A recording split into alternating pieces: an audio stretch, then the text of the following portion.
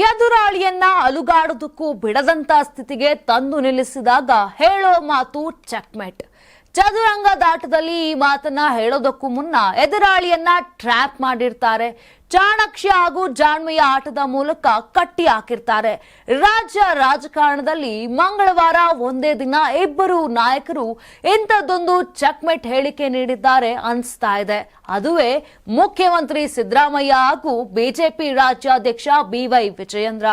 ರಾಜ್ಯಾಧ್ಯಕ್ಷರು ಬದಲಾಗುತ್ತಾರೆ ಅನ್ನೋ ಕೂಗು ಎಬ್ಬಿಸಿದ್ದವರಿಗೆ ಸೈಲೆಂಟ್ ಆಗಿಯೇ ಟಕ್ಕರ್ ಕೊಟ್ಟು ವಿಜಯೇಂದ್ರ ಭರ್ಜರಿಯಾಗಿ ಮತ್ತೆ ಟ್ರ್ಯಾಕ್ಗೆ ಬಂದಿದ್ದಾರೆ. ಮಂಗಳವಾರ ಖುದ್ದು ವಿಜಯೇಂದ್ರ ಆಡಿರೋ ಒಂದು ಮಾತು ಎದುರಾಳಿಗೆ ಚೆಕ್ಮೇಟ್ ಎಂದೇ ಹೇಳಬಹುದು.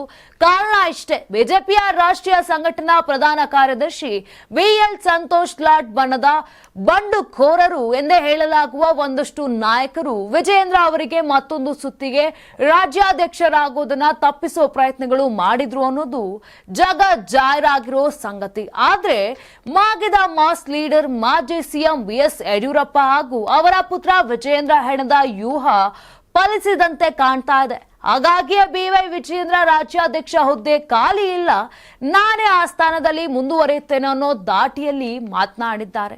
ಇನ್ನು ಮುಖ್ಯಮಂತ್ರಿ ಸಿದ್ದರಾಮಯ್ಯ ಸಹ ಚೆಕ್ಮೇಟ್ ಮಾದರಿಯಲ್ಲೇ ಖಡಕ್ ಸಂದೇಶವನ್ನ ನೀಡಿದಂತೆ ಕಾಣ್ತಿದೆ.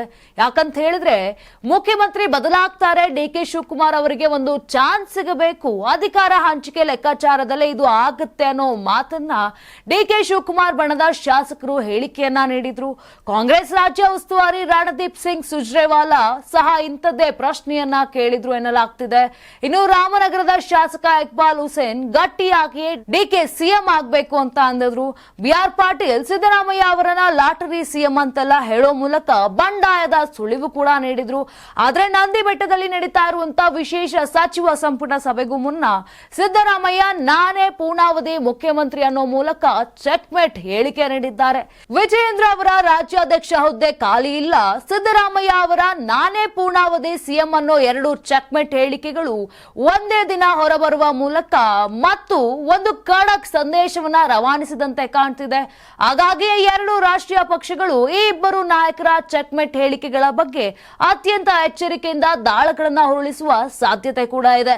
ಅಲ್ಲಿಗೆ ಎರಡು ಕಡೆಗಳ ಗೊಂದಲಕ್ಕೂ ಈ ಇಬ್ಬರು ನಾಯಕರು ತಮ್ಮ ಕಡೆಯಿಂದ ಫುಲ್ ಸ್ಟಾಪ್ ಇಟ್ಟ ಮೆಸೇಜ್ ಕೊಟ್ಟಿದ್ದಾರೆ ಎಂದೇ ಹೇಳಬಹುದು. ನಾನು 86 kg ಇದ್ದವಳು 71 kg ಬಂದಿದ್ದೀನಿ. ವಯಸ್ಸಾದ್ಮೇಲೆ ಸ್ಮಾರ್ಟ್ ಆಗಿ ಕಾಣ್ತೀರಾ ಅಂದ್ರೆ ಜಿನ್ನಿ. 126 kg ವೇಟ್ ಇದ್ದು ನಾವು ಈಗ 114 kg ಲೆಕ್ಕ ಬಂದಿದ್ದೀವಿ. ಯಾವುದೇ ಸೈಡ್ ಎಫೆಕ್ಟ್ ಆಗಿಲ್ಲ. 84 ರಿಂದ 50 kg ಬಂದೆ, ಆಮೇಲೆ ಸಣ್ಣಗೆ ಫಿಟ್ ಆಗಿದ್ದೀನಿ. ಅದಕ್ಕೆ ನಾನು ಯೂಸ್ ಮಾಡ್ತಾ ಇರೋದು ಜೀನಿ ಸ್ಲಿಮ್.